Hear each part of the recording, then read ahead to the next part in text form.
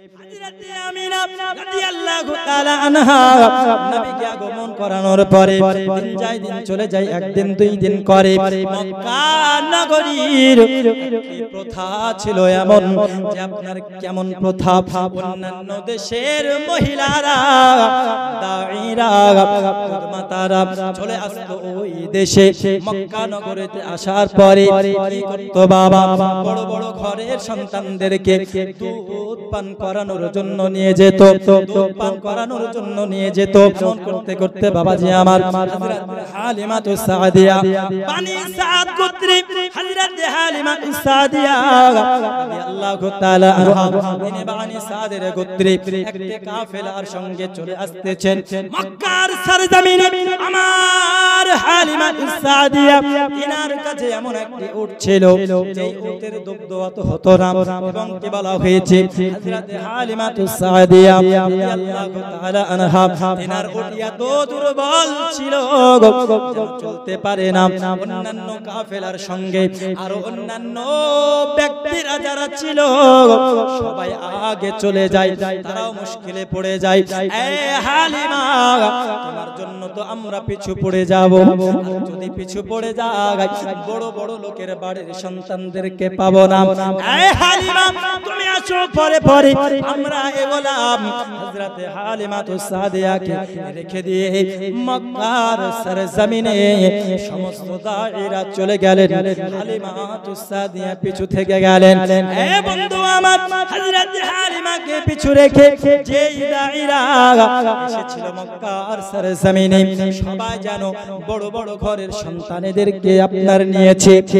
আমার নবীর কাছে যখন আসে আমার নবীর আব্বা নাই বলে তিনার দাদা আব্দুল মুত্তালিব অনেক বয়স্ক বৃদ্ধ, যার জন্য ইনাম পাবো না, পুরস্কার না পাওয়ার জন্য হয়তো পুরস্কার পাবো না, যার জন্য নবীকে আমার কেউ নেয় না, বড় বড় ঘরের সন্তানদেরকে নিয়ে চলে যায় হালিমাতুস সাদিয়া রাদিয়াল্লাহু তাআলা আনহা। তিনি আস্তে আস্তে মক্কার সরজমিনে যখন প্রবেশ করলেন তিনি দেখতেছে অন্যান্য দাঈরা সমস্ত সন্তানদেরকে নিয়েছে। হযরত হালিমাতুস সাদিয়া তিনি হয়তো পেরেশান হয়ে গেলেন, তিনার স্বামীকে বলতে লাগলেন স্বামী গো আমরা খালি হাতে ফিরে যাব, হয়তো আমরা সন্তান পাবো না। এত অনাটন ছিল, এত অনাটন ছিল হযরত হালিমাতুস সাদিয়ার কাবিলা, তিনার ঘরে এত অনাটন ছিল, এই আশায় ছিলেন হয়তো আল্লাহ রহম করবে, হয়তো আল্লাহ বরকত দেবে। এমন অবস্থায় যখন কাউকে পেলেন না হালিমাতুস সাদিয়ার সঙ্গে হযরত আব্দুল মুত্তালিবের সঙ্গে দেখা হয়। জোরে বলুন সুবহানাল্লাহ। কার সঙ্গে দেখা হয়? হালিমাতুস সাদিয়ার সঙ্গে নবীর দাদা হযরত আব্দুল মুত্তালিবের দেখা হলো।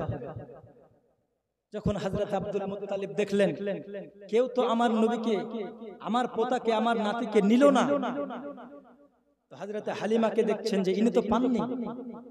আর হযরত হালিমাতুস সাদিয়াকে হযরত আব্দুল মুত্তালিব বলছেন তুমি যখন এসেছো আমার একটা পোতা আছে যার বাবা নাই, বুঝতে পারলেন, যার বাবা নাই এবং আমি হচ্ছে তার দাদা, তিনাকে কোনো মেয়ে কোনো দায়ী নাইনি, তুমি তো কাউকে পাওনি, তোমার কাছে একটা আমি আরজ করব, তুমি তাকে নাও ইনশাআল্লাহ। তুমি যদি তাকে নাও আল্লাহ পাক আল্লাহ তাআলা তোমার গোত্রে বরকত দিবে। জোরে বলুন সুবহানাল্লাহ। জোরে হবে না সুবহানাল্লাহ? কে বললেন? হযরত আব্দুল মুত্তালিব। এইবার হালিমাতুস সাদিয়া বললেন হুজুর আমি আমার স্বামীর সঙ্গে পরামর্শ আগে করি, তারপরে আপনাকে জানাবো। হযরত হালিমাতুস সাদিয়া রাদিয়াল্লাহু তাআলা আনহা তিনি তিনার স্বামীর কাছে ছুটে চলে যান। যাওয়ার পরে বলতেছে স্বামী গো আমার একজন প্রস্তাব দিয়েছে, তার নাকি পোতা আছে, বাবা নাই, দুনিয়ার দুঃখী ওই ব্যক্তি বলেছে ওই সন্তানকে যদি আমরা নিই হয়তো আল্লাহ পাক আল্লাহ তাআলা আমাদের মধ্যে বরকত দেবে, আমাদের মধ্যে রহমত নাজিল করবে। ওই ব্যক্তি বললেন ও হালিমা যাও যাও যাও তাড়াতাড়ি করে তুমি চলে যাও, খালি হাতে ফিরিয়ে যাওয়ার থেকে উত্তম একজন ইয়েতিমকে আমরা নিয়ে যাব। ও হালিমা দৌড়ে যাও, তাড়াতাড়ি যাও, হয়তো তুমি যাওয়ার পূর্বে যদি অন্য কেউ এসে নিয়ে যায় তাহলে হয়তো আমরা ইয়েতিম কেউ পাবো না। আমার বাবাজি ভালো করে বুঝুন বাবা, হালিমাতুস সাদিয়া রাদিয়াল্লাহু তাআলা আনহা দৌড়তে দৌড়তে চলে গেলেন আব্দুল্লাহর ঘরে। যখন আমিনা রাদিয়াল্লাহু তাআলা আনহার কাছে পৌঁছালো, দেখেন হযরতে আব্দুল মুত্তালিব হালিমার ইন্তজার অপেক্ষায় রয়েছেন। জোরে বলুন সুবহানাল্লাহ। হযরতে আমিনার সঙ্গে দেখা হলো, পরিচয় পত্র হলো এবং বলতেছে বোন আপনার সন্তানকে আমায় দেখানো। হযরতে আমিনা রাদিয়াল্লাহু তাআলা আনহা যখন আমার নবীর মুখ থেকে পর্দাটি হটিয়েছে, হযরতে হালিমা রাদিয়াল্লাহু তাআলা আনহা তিনি দেখে যেন তিনার চোখ দাঁড়িয়ে গেছে, দেখে হয়রান হয়ে গেছে। বলতেছে খোদার কসম করে বলি এত সুন্দর চেহারাবান সন্তান আমি পৃথিবীতে দেখি নাই। আমি হালিমা পরে বর্ণনা করে আমি হালিমা আমার নবী সাল্লাল্লাহু আলাইহি ওয়াসাল্লামকে যখন দেখলাম আমি যেন একটি মায়ায় পড়ে গেলাম। আমি হালিমা আমার নবীকে নেওয়ার পরে আমি যেন চুমু খাই, যখন জড়িয়ে ধরি আমি যেন অনেক আরাম পেয়ে গেলাম। আমি যখন নবীকে বুকে ধরেছি আমার নবীকে আমার ছাতির সঙ্গে ধরার পরে আমার যে ছাতি শুকনো ছিল, দুধের সন্তান যেই সন্তান দুগ্ধ পেত না আমার ছাতিতে যেন দুগ্ধে ভরপুর হয়ে যায়। আল্লাহুম্মা সাইয়্যিদিনা মাওলানা মুহাম্মদ ওয়া আলা আলি সাইয়্যিদিনা মাওলানা মুহাম্মদ সাল্লাল্লাহু আলা মুহাম্মাদিন সাল্লাল্লাহু মুহাম্মদ। শত শত উট নিয়ে এলো মক্কায়, বাতিল বিদায় হলো তিনার ছোঁয়ায়। শত শত উট নিয়ে এলো মক্কায়, বাতিল বিদায় হলো তিনার ছোঁয়ায়। বেদিনেরা কয় পূজা নাহি হয়, বেদিনেরা কয় পূজা নাহি হয়। মক্কাতে আলামিন এলো নবী নবীজি আমার, ও নবী নবীজি আমার, ও নবী নবীজি আমার। হযরতে হালিমাতুস সাদিয়া যখন নবীকে বুকে জড়িয়ে ধরলেন সঙ্গে সঙ্গে ছাতি ভরপুর হয়ে গেল। আমার নবীর চেহারায় হযরতে হালিমা এমন ভাবে চুম্বন করে চুমা খেয়ে পেট ভরে না। তো অবস্থায় হযরতে হালিমাতুস সাদিয়া সবাইকে বিদায় দিয়ে কিলিদনার গোত্রে যখন চলে গেলেন, খেমায় যখন চলে যান, যখন খেমায় চলে গেল তো অবস্থায় হযরতে হালিমাতুস সাদিয়া বর্ণনা করতেছেন আমার নবী সাল্লাল্লাহু আলাইহি ওয়াসাল্লামকে আমি আমার ডান স্তন পান করালাম। পান করানোর পরে যখন বাম স্তনে লাগাই আমার নবী যেন কোনো মতেই পান করে না।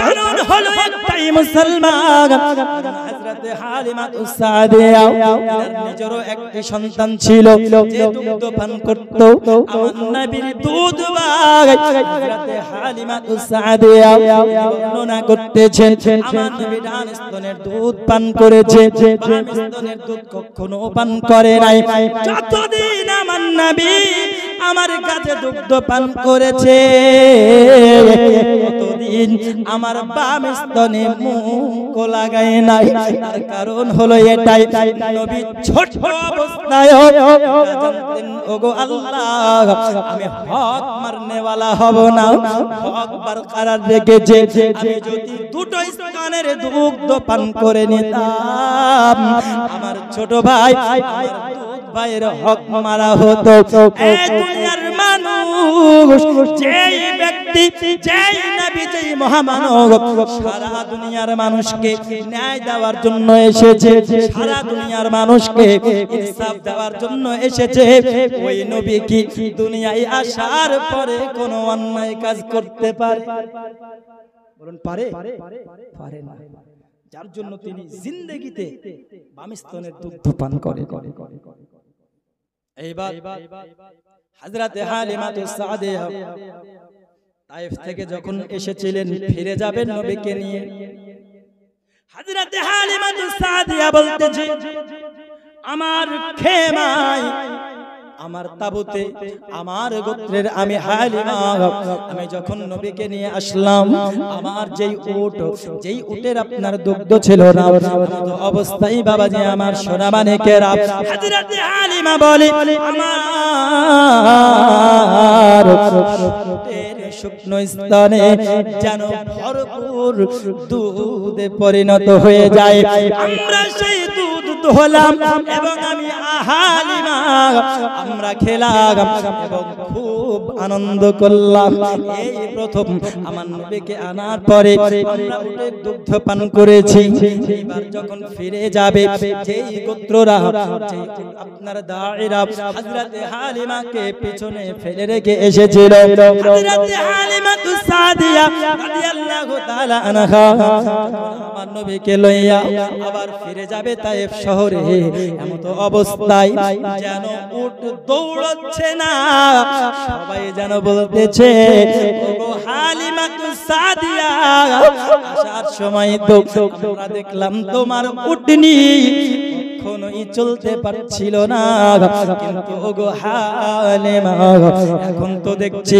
তোমার উট দৌড়চ্ছে না বটে তবে মনে হচ্ছে পর লাগিয়ে দিয়েছো এত উড়াউড়ি করছে এত স্পিডে যাচ্ছে হালিমা আল্লাহর দোহাই দিই তোমরা থেমে যাও আমাদের জন্য অপেক্ষা করো তোমরা চলে যেও না বন্ধুরে আমার নবী সাল্লাল্লাহু আলাইহি ওয়াসাল্লাম ফারার বুকে আসার পরে সুন্দর সুন্দর মুজিজা দেখিয়েছে আমার নবী আসার পরে থেকে নবী অনেক বাতিল ফিরকারা বলে আমার নবী ছিল না 40 বছর পরে নবী হয়েছে এই কথা বলবা আমার নবী সাল্লাল্লাহু আলাইহি ওয়াসাল্লামকে যখন জিজ্ঞাসা করা হলো নবীজি কখন থেকে নবী আছেন আমার নবী বলেন কুনতু নবিয়্যান ওয়া আদম বাইনাল মাই ওয়াত তিন আমি নবী ছিলাম ওই সময় যখন হযরতে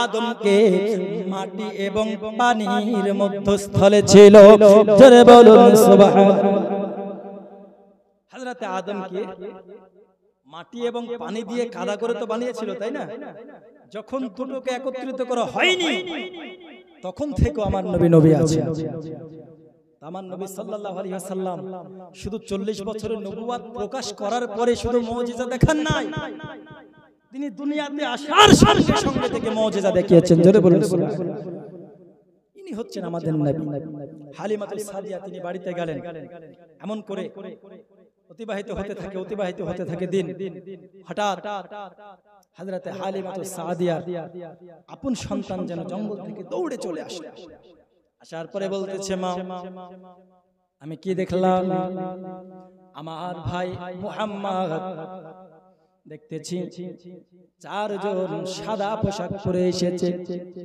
আসার পরে আমার ভাইকে ওই জায়গায় শোয়ালো শোয়ানোর পরে কি করলো ওগো মা তোমায় বলতে চলে আসলাম।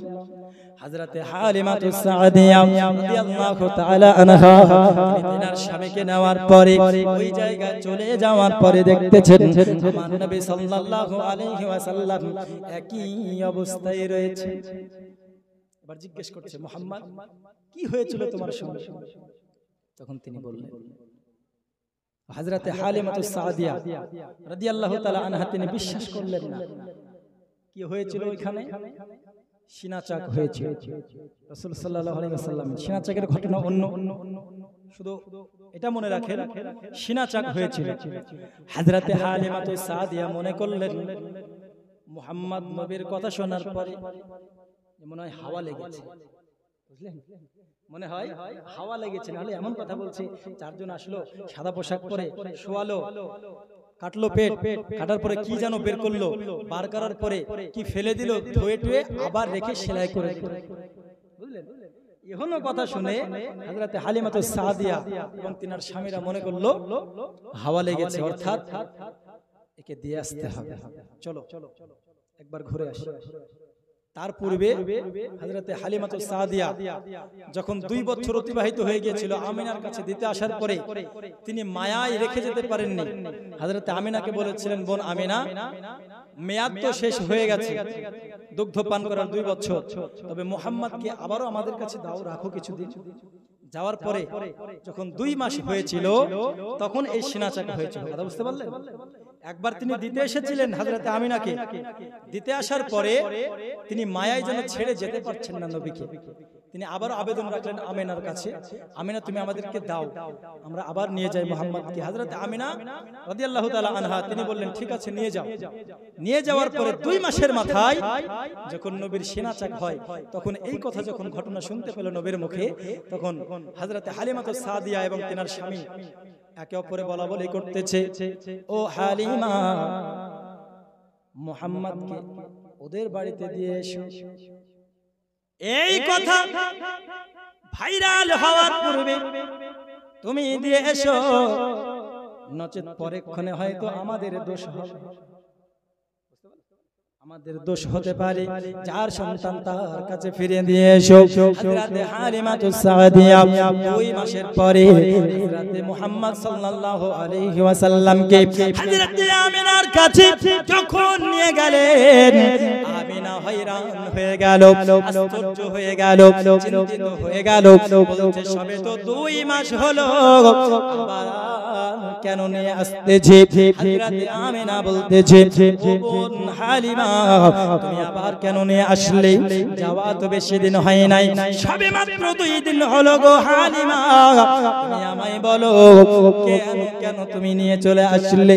হযরতে হালিমাতুস সাদিয়া যেন তিনি ওই কথা বলতে চাই না, হয়তো বলবে কোনো দোষের ভাব হয়েছে, হয়তো বলবে কোনো জাদু করেছে, হয়তো বলবে হাওয়া লেগেছে। এমন চিন্তা না করার জন্য হালিমা আমিনাকে যেন বলতে চাই না করে হযরতে আমিনা রাদিয়াল্লাহু তাআলা আনহা কোনোমতেই ছাড়েন না। 2 মাসের মাথায় যখন নিয়ে এসেছো তখন নিশ্চয় কিছু ঘটেছে, নিশ্চয় কিছু হয়েছে। ও হালিমা তুমি আমায় খুলে বলো, যত না বলবে আমি তোমায় হালিমাকে ছাড়ব না। হযরতে হালিমাতুস সাদিয়া অবশেষে বলতে বাধ্য হলেন, বলতেছে বোন আমিনা 2 মাস হলো হযরতে মুহাম্মদকে জঙ্গলে যাওয়ার পরে আপনার কি হলো? 4 জন ব্যক্তি এসেছে সাদা পোশাক পরার পরে, বলছে পেট কেটেছে, যেন বের করেছে, পরিষ্কার করে আবার দিয়েছে, আবারও সেলাই করে দিয়েছে। বন্ধুরে আমার হযরতে আমিনা রাদিয়াল্লাহু তাআলা আনহাকে হালিমাতুস সাদিয়া এই মুজিজাতের কথা বললেন, এমন আশ্চর্যময় ঘটনা বললেন। আমিনা বলতেছেন বোন হালিমা নতুন কোনো আশ্চর্য কথা নয়। নবী তো দুনিয়ার বুকে আসার পরে তুমি যেটা দেখছো, নবী আমার যখন গর্ভে ছিল আমি আমিনা যেন কিঞ্চিত পরিমাণও বুঝতে পারি নাই। জোরে বলুন সুবহানাল্লাহ। সাধারণ মহিলাদের পেট ভারী হয়, পেট যেন বেড়ে যায়, আমি আমিনা বুঝতে পারি নাই। আমার নবী যতদিন দুনিয়ার বুকে আমার গর্ভে ছিল আমি আমিনা সাধারণ মহিলার মতো ছিলাম। গো হালিমা, শুধু তাই নয় গো হালিমা, শোনো শোনো শোনো, নবী আমার যখন আমার গর্ভে ছিল স্বপ্নের মাধ্যমে ফেরেশতারা এসেছে, আসার পরে শুভাগমনের বার্তা দিয়েছে। গো আমিনা সাহালান সাহালান মারহাবা মুবারকবাদ। গো আমিনা তোমার গর্ভে এমন একজন মহামানব আছে, এমন একজন মহামানব আছে যাকে পেয়ে আমিনা তুমি অনেক ধন্য হয়ে গিয়েছো। বোন হালিমা, তাই নয় আমার সন্তান মুহাম্মদ সাধারণ কোন ব্যক্তি নয়।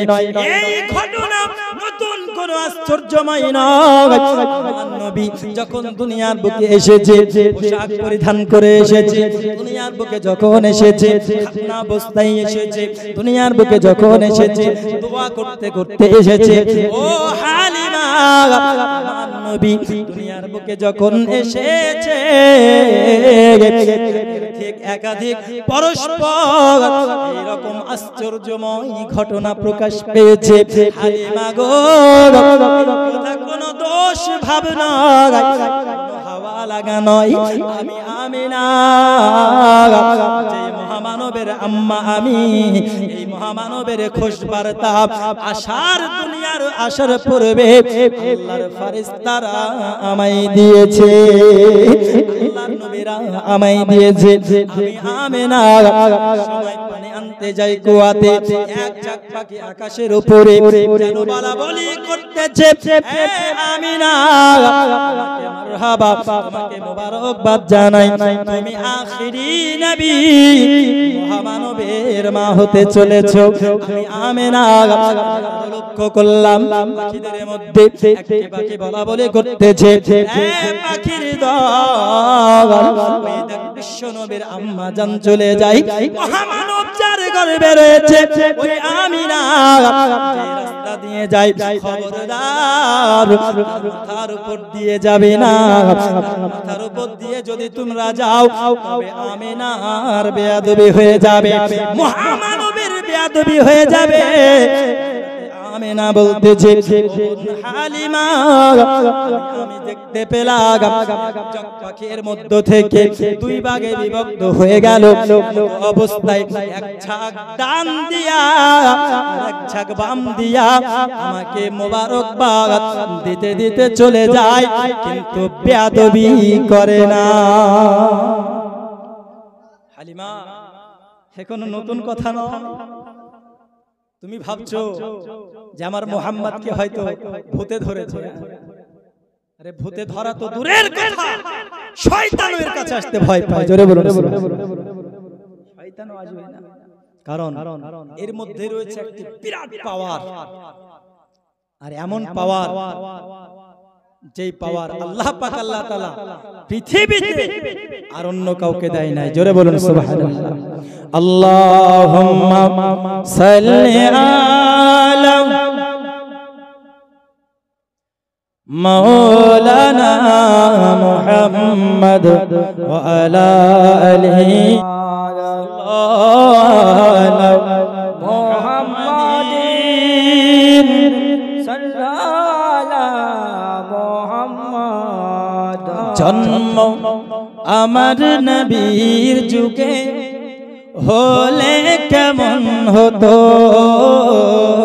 জন্ম আমার নবীর যুগে হলে কেমন হতো, দুনয়নে রাসূল পাক দেখিলে কেমন হতো, দুনয়নে রাসূল পাক দেখিলে কেমন হতো, জন্ম আমার নবীর যুগে হলে কেমন হতো জন্ম আমার নবীর যুগে হলে কেমন হতো জোরে বলুন সুবহানাল্লাহ কি হতো যদি নবীর যুগে আমাদের জন্ম হতো কি হতো আসতো ভেসে হযরতে বেলালের মধুর আযান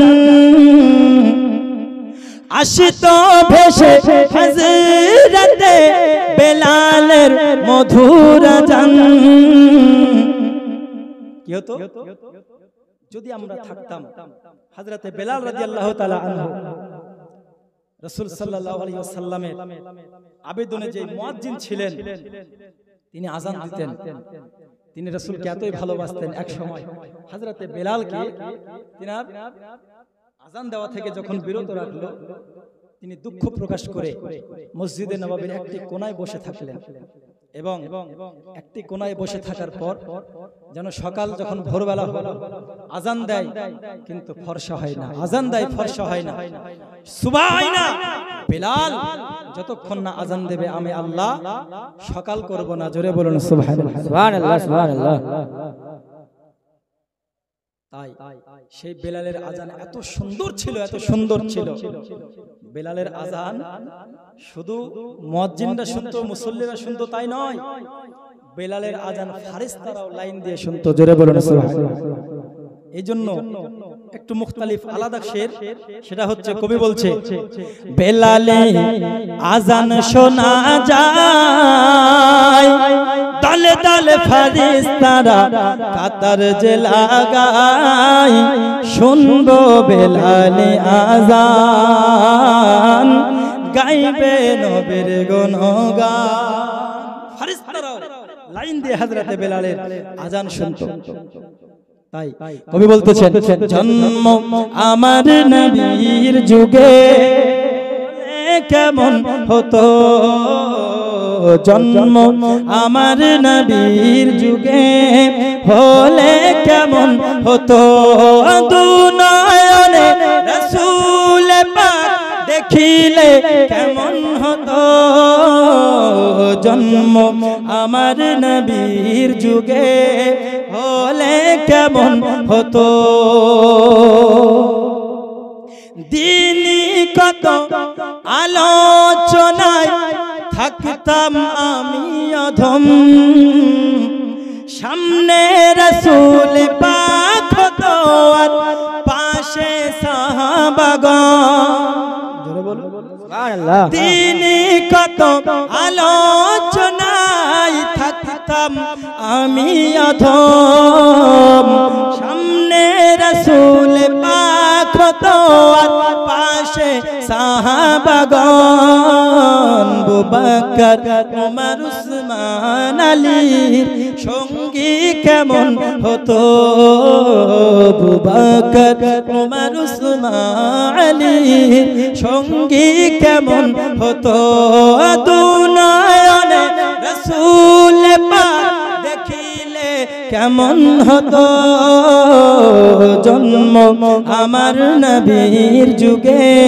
হলে কেমন হতো জন্ম আমার নবীর যুগে হলে কেমন হতো কেমন ছিল সেই দৃশ্য মদিনার দেখেছেন সব সাহাবী খেলছে নাতি হাসান হুসাইন সাথে দয়াল নবী নবী এবং হাসান হুসাইনের খেলা আমরা দেখতে পেতাম কেমন ছিল সেই দৃশ্য মদিনা দেখেছেন সব সাহাবী খেলছে নাতি হাসান হুসাইন সাথে দয়াল নবী নবীর কাঁধ মুবারক নাতি হুসাইন দেখলে কেমন হতো নবীর পাক জুবানে ডাকছে হাসান শুনলে কেমন হতো দুনয়নে রাসূল পাক দেখিলে কেমন হতো জন্ম আমার নবীর যুগে হলে কেমন হতো জোরে বলুন সুবহানাল্লাহ। আব্বাজি আবারো হযরত আমিনা বর্ণনা করতেছেন বোন হালিমা, এটা নতুন কোন আশ্চর্যজনক নয়। হযরত আমিনার মুখে এমন আশ্চর্যময় কথা শোনার পরে হযরত হালিমা রাদিয়াল্লাহু তাআলা তিনি আপনার বর্ণনা করতেছেন ওগো বোন আমিনা, আরেকটি আশ্চর্যের কথা আপনি শুনুন। সময় আমার একটি বাচ্চা ছাগলের যেন আপনার বাগে নিয়ে চলে গেছে। আম্মা শুনতে পেয়েছে ও মা হালিমা, আমাদের ওই ছাগলের বাচ্চাটি কোথায়? সঙ্গে সঙ্গে হালিমাতুস সাদিয়ার সন্তান বলতেছে ও আমার দুধ ভাই মুহাম্মদ, আপনি হয়তো জানেন না আমাদের ছাগলকে বাগে নিয়ে চলে গেছে। কি করেছে? বাঘে নিয়ে চলে গেছে। কোথায় ছিল ছাগল? অমুক জায়গায় চড়ছিল, বাঘে নিয়ে চলে গেছে। বন্ধুরে আমার নবী সাল্লাল্লাহু আলাইহি ওয়াসাল্লামের বাল্যকালের মুজিজা কতটা দেখুন বাবা। আর আমার নবীকে কারা ভালোবেসেছেন দেখুন। আমরা মানুষ হয়ে চিনতে পারলাম না, কিন্তু পশুরাও নবীকে কতটা ভালোবাসে। আর হালিমাতুস সাদিয়া রাদিয়াল্লাহু তাআলা আনহা ছাগল যখন নিয়ে যায় বাগে, হঠাৎ করে আমার নবী যেন ওই ছাগলের পিছু পিছু চলে যায় বাঁচিয়ে নিয়ে আসার জন্য। বন্ধুরে আমার, বাঘ যখন কোন পশুকে শিকার করে খেয়ে নেয় নাকি বাঁচিয়ে রাখে? খেয়ে নেয়, বাঁচিয়ে তো রাখবে না। আমার নবীজি একাই চলে গেলেন বাঘের পিছু পিছু। যেতে যেতে যেতে যেতে যখন বাঘটি দেখেছে, সঙ্গে সঙ্গে দেখতেছে পাশে ছাগল রয়েছে, খাই না। আর বাঘ সঙ্গে সঙ্গে নবীর কদমে আসার পরে সিজদায় পড়ে যায়। জোরে বলুন সুবহানাল্লাহ। বাঘ মনে মনে করেছে হযরত হালিমাতুস সাদিয়া রাদিয়াল্লাহু তাআলা আনহা, আর বাড়িতে যদি আমি নবীর সঙ্গে দিদার করব বলে যাই, আমায় সবাই মিলে তাড়বে, আমার সঙ্গে সবাই মিলে আমায় তাড়বে, আমায় মারবে।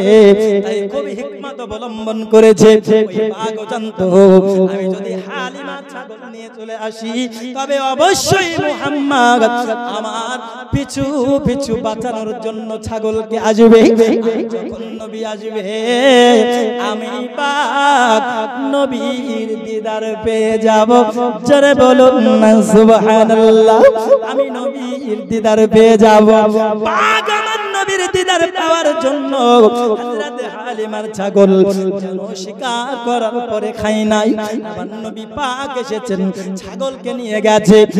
নবী পাক এসেছেন, বাঘ আপনার সিজদায় পড়ে গেছে। বাঘ যেন মাথা নত করেছে। বাঘ বলতেছে হুজুর, আপনার দিদার করার জন্য অনেক দিন ধরে অপেক্ষায় রয়েছিলাম, কিন্তু আলহামদুলিল্লাহ আজকে আপনি নবীর দিদার হয়ে গেল। হযরত হালিমাতুস সাদিয়া বলতেছেন ওগো বোন আমিনা, হয়রান হয়ে গেলাম। বাঘ যখন ছাগল এবং অন্য পশুকে শিকার করে নিয়ে যায় আমিনা, তখন খেয়ে নাই গো আমিনা, কিন্তু আপনার সন্তান মুহাম্মদ এর মধ্যে এমন একটি পাওয়ার আছে, এমন একটি ক্ষমতা আছে, বাঘের কাছে যাওয়ার পরেও বাঘ তাকেও সম্মান করে। জোরে বলুন সুবহানাল্লাহ। ওই বাঘ আমার ছাগলকে খাই নাই, বাঘের সম্মানে আমার ছাগলকে ফিরিয়ে দিয়েছে। আমার যুবক বাঘে চিনল নবীজিকে। আমার নবীজি সাল্লাল্লাহু আলাইহি ওয়াসাল্লাম গাছকে ডেকেছেন, যাকে চন্দ্রকে ইশারা করেছেন দুই ভাগ হয়েছে, সূর্যকে ইশারা করেছেন উদিত হয়েছে। এমন করে করে আমার নবীজি সমস্ত কিছুর উপরে হুকুম চালিয়েছে।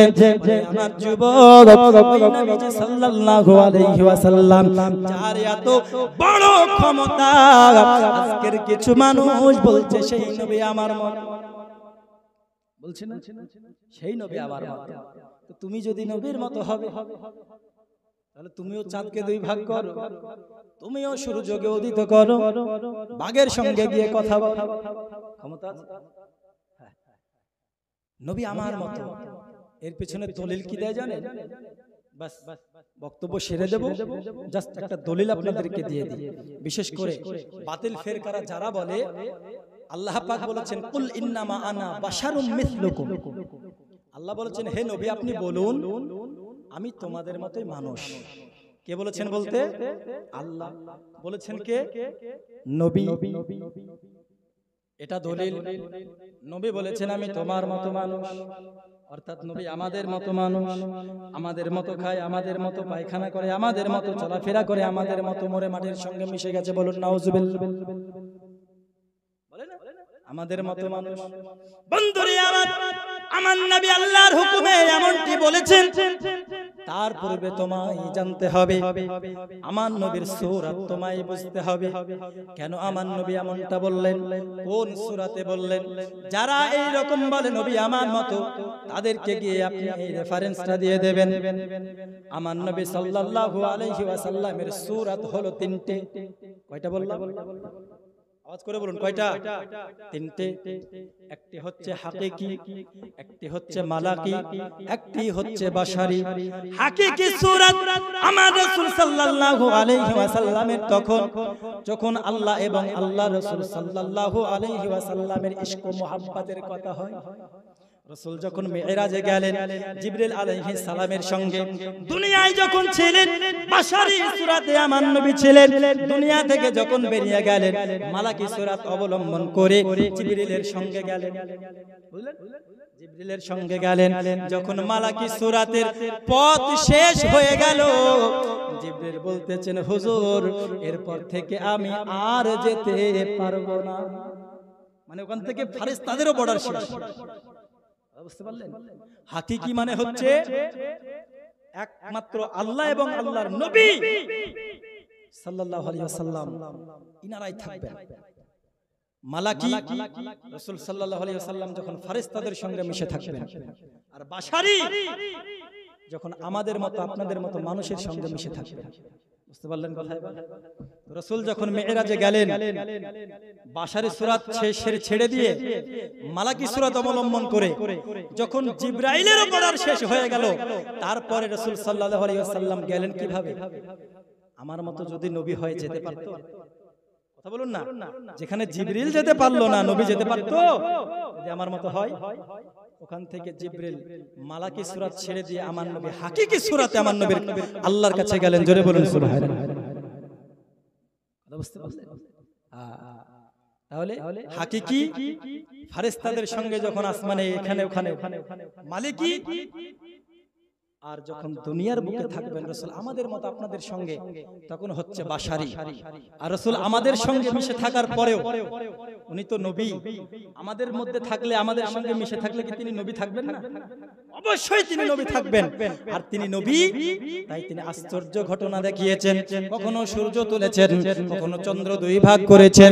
এমন করে করে অনেক অলৌকিক ঘটনা যখন দেখিয়েছেন, কাফেরেরা বলাবলি করতে লাগলো, অন্যান্য মানুষেরা বলাবলি করতে লাগলো এই মুহাম্মদ হলো জাদুঘর, এই মুহাম্মদ হলো জাদুঘর। আল্লাহ পাক আল্লাহ তাআলা সঙ্গে সঙ্গে আয়াত নাজিল করে দিলেন, কুল ইন্নামা আনা বাশারুম মিসলুকুম, হে নবী আপনি বলে দিন আমি তোমাদের মতো মানুষ, আমি তোমাদের মতো মানুষ। আমার নবী সাল্লাল্লাহু আলাইহি ওয়াসাল্লাম ওই সময় যদি এই কথা না বলতো, সঙ্গে সঙ্গে আমার নবী সাল্লাল্লাহু আলাইহি ওয়াসাল্লামকে সবাই জাদুঘর মনে করত। আর আমার নবী সাল্লাল্লাহু আলাইহি ওয়াসাল্লাম ওইখানে বলেছে আমি তোমাদের মতো মানুষ, আমার কাছে ওহী আসে, তোমাদের কাছে ওহী আসে না। বন্ধুরে আমার বাশারি সূরাতে আমার নবী যে মুহূর্তে ছিলেন ওই মুহূর্তে এই কথা বলেছেন। আমার নবী সাল্লাল্লাহু আলাইহি ওয়াসাল্লামের আরো দুটি সূরাত রয়েছে, ওয়াহাবিরা দেখতে পায় না, তাবলীগীরা দেখতে পায় না, বাতিলেরা দেখতে পায় না। এই তো আমি বলেছি ফাতাবাল্লাহু আলা কুলুবিহিম, যাদের অন্তরে আল্লাহ মোহর লাগিয়ে দিয়েছে তারা দেখবে কিন্তু বুঝবে না, তারা শুনবে কিন্তু শুনতে পাবে না। এ বাবাজি সোনামানিক আমার, নবীকে বুঝতে হলে নবীর গাম্ভীর্যতা জানতে হবে, গুরুত্ব বুঝতে হবে। নবী আমার মতো, নবীর মতো তুমি কথা দেখাও, নবীর মতো তুমি কাজ করে দেখাও। দূরে নবী যে এরকম অলৌকিক ঘটনা দেখিয়েছে ওই রকম তুমি দেখাও। অনেকেই বলে আমার নবী সাল্লাল্লাহু আলাইহি ওয়াসাল্লাম মূর্খ, লেখাপড়া জানে না। এ বাবাজি সোনামানিকা আমার নবীর লেখাপড়া জানে না। এর পূর্বে যুক্তি কি দেয় বাবা একটু শুনুন।